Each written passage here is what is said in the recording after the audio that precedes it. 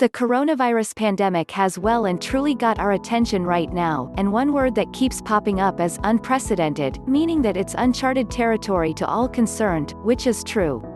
However, my dad was born in exactly the same circumstances, during the Great Spanish Flu pandemic which raged from 1918 to 1920. He was called a flu baby and was born premature, and they thought he was born dead, so the overtaxed medical staff put him in a shoebox and put it to one side while they tended to the mother and all the other thousands of patients they had. Some time later a nurse noticed the baby moving in the shoebox, and my dad's life was saved, which is why I am able to be here writing this article. But there's more.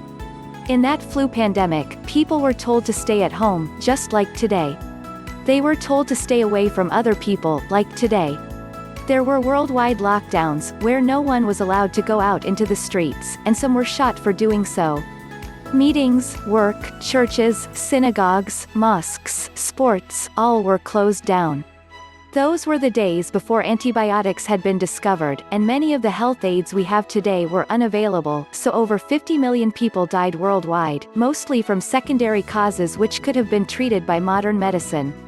I remember my parents, who were born in Durban, South Africa, often talking about it and how terrible it was. But it passed. And this one will too.